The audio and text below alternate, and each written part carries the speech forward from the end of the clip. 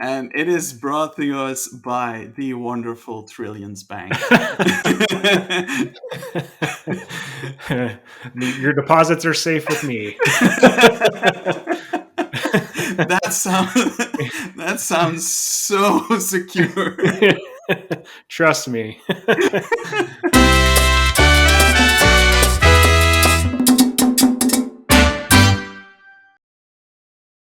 Hi everyone, my name is Iben and welcome to a special 19.5 episode of Saint Reginald Zoo, as there is a new DLC and Frontier was so kind to give me early access to the DLC.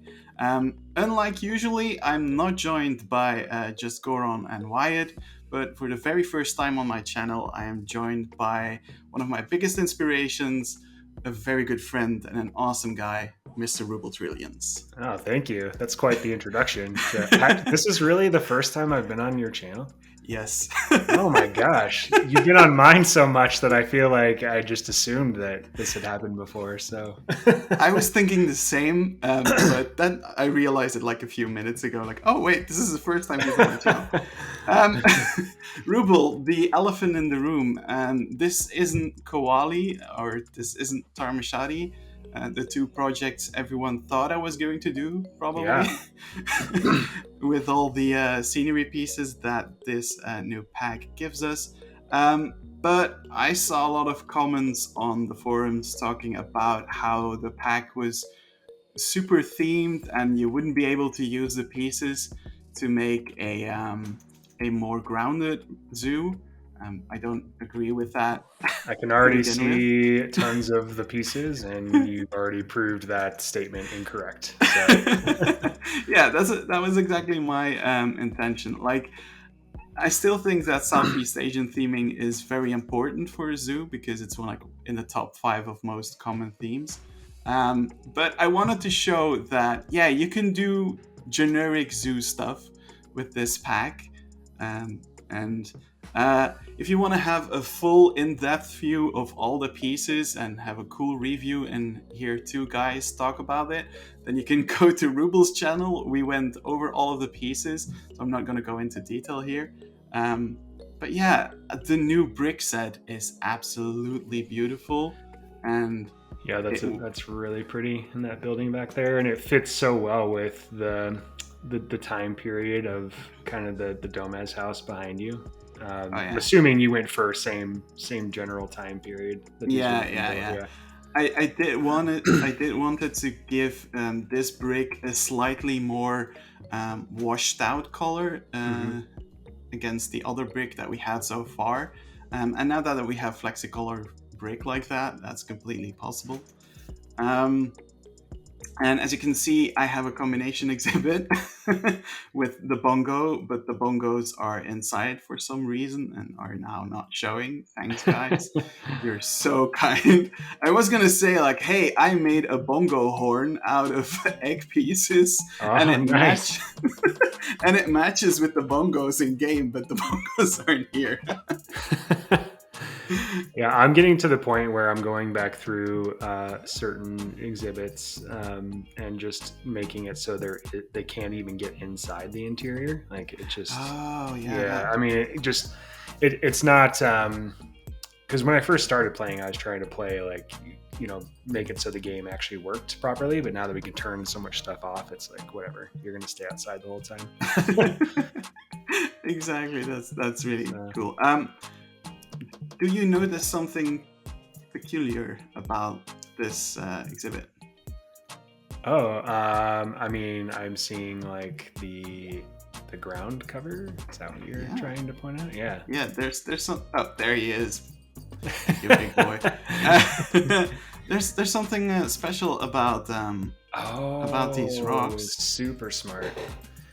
Those are the statue pieces. Oh man, yes, that is really smart use. Yeah, because I was like, they looked so natural that I just assumed it was something we already had in the game. I just assumed it was rocks that we already had.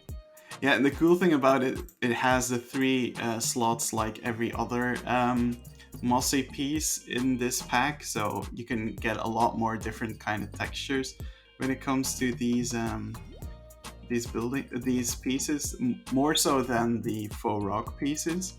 So I was really happy to use those. That's incredible. I know so many people are going to go nuts with those. I mean, I think about someone like Remnant right off the bat, just the level of detail he puts into like ground cover and rocks and, pebbles and all that kind of stuff in his habitats. That's a really smart use of that piece. Thank you. Well, let's continue. As you can see, St. Reginald is still a work in progress. But there's also a secondary exhibit for the Red River Hog, where they can be alone. But did you know that you have a phone recycling? Yes. In your phone, there's coltan, which is a product that is mined in the rainforests in Congo, which is one of the places where Red River Hog is found. And quite a few zoos collect these phones. There's ones in the Netherlands, but there's also ones in the United States. And I wanted to make that. I wasn't able to get the phones correctly. I think if Goron sees this, he probably will do better than me to get it. It sells it for sure. I hope so. But I really like this. Thank you so much for completely messing up that. Oh boy! Oh, wrong button as well. I will do this, and then I'll do this, and he'll mess it up again. But what I like the most is that you can use all the stone pieces that came with the set, and basically make all kinds of old decorations. Yeah, those cornices I thought at first glance I assumed were from the like the Europe or from the base game.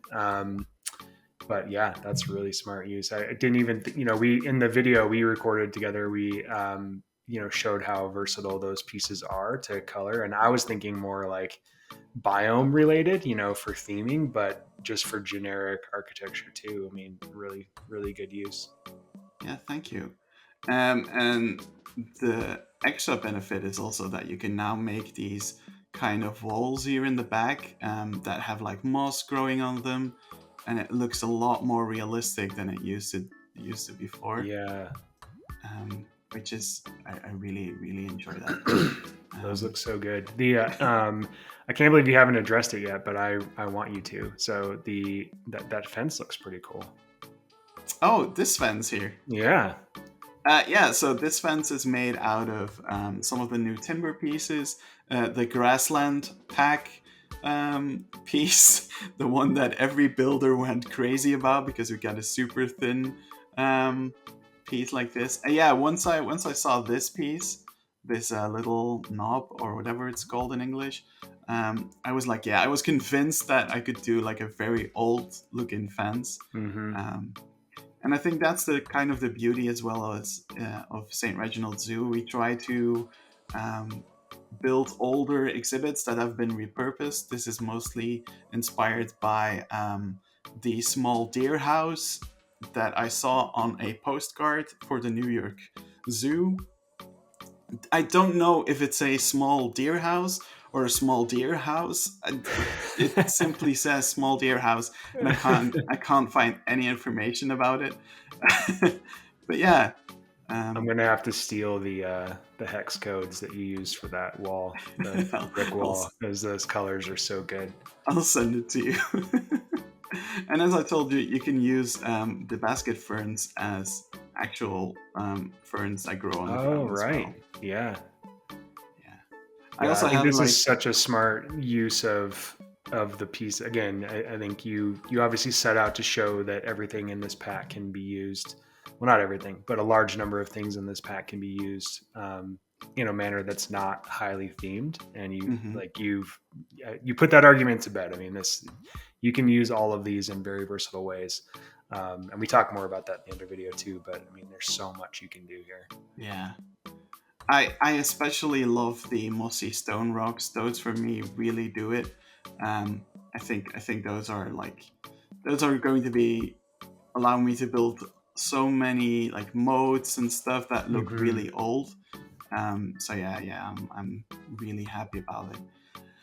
I didn't do an interior of the building yet. I'm like not really satisfied with the roof. I tried like 20 different things, and I'm gonna let one of my teammates deal with that because that's why I have a team. That's why Alright. this is not a solo project. Right. You know everything about that.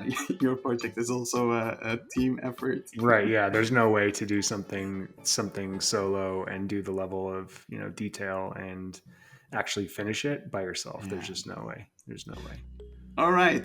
Okay, little Bobby Rusa, please don't impale yourself on that log. We're gonna take a look at the other thing that I've been working on, and we'll jump to that right now. Welcome back. We are going to take another look at the Domes house because we've gotten a bunch of extra new plants, and well, we have to just use those in this building. And here we go. And here goes the autosave. I already see stuff that's new here. Those new vines look so good in here. Thank you. There's also this new bamboo piece that I've been using as little bridges. Unfortunately, the animals aren't able to walk on them, but they look cool. So that's the most important thing.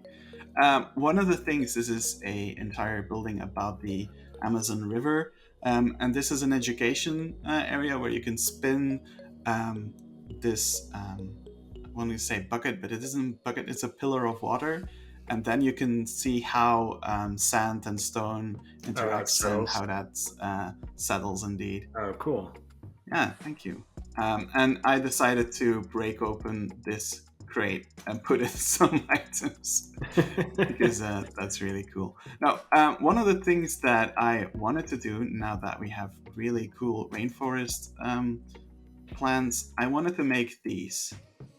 Oh, cool. Like frames.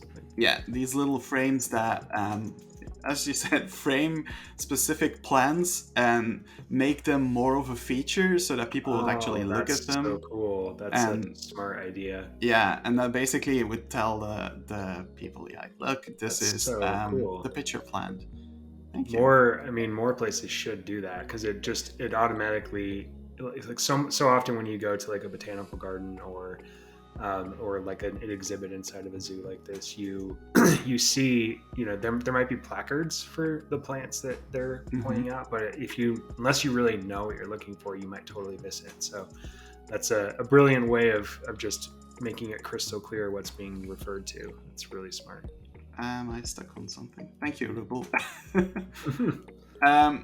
What you might see, I'll try to get to a place where it's easier for me. Okay. Is it empty below you? Is there? There's a floor underneath me. So I have a spot in Tivoli that does that too. What you probably don't see here is the sloth. As we pointed out in Rubel's video, the sloth exhibit is a little bit too restrictive and couldn't be put in here. So I decided to focus on just making sure that there are as many of the new pieces as possible with these new frames. That plant frames are so cool. That's like one of the coolest things I've seen recently. Thank you. Why am I? There we go. Yeah, that's part of the.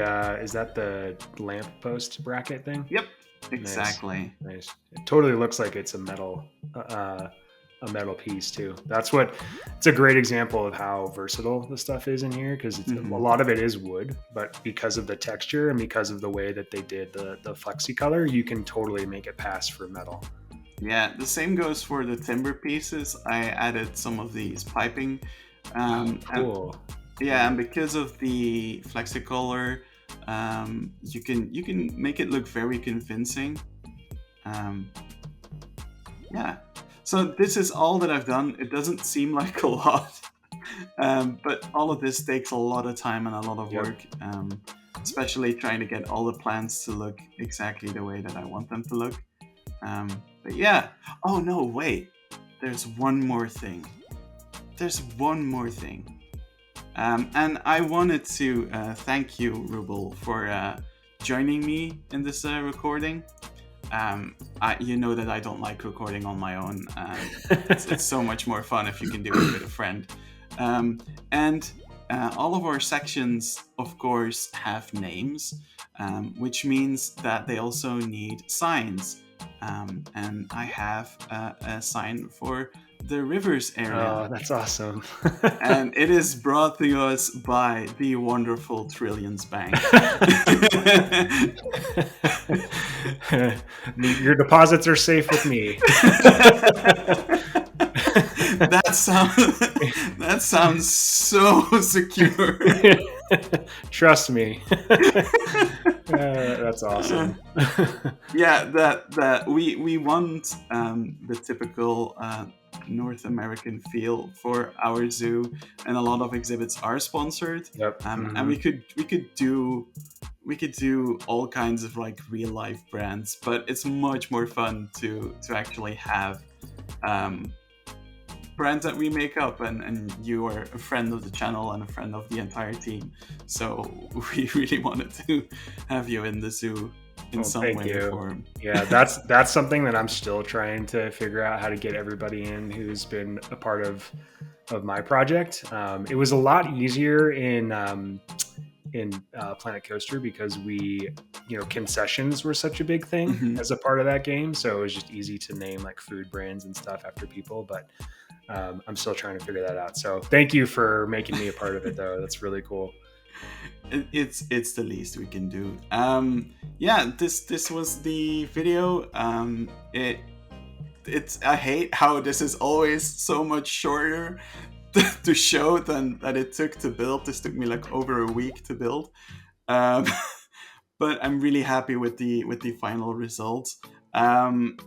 Rubel, we will go much more in depth about our opinions about the pack in your video, but what's your overall opinion on the pack?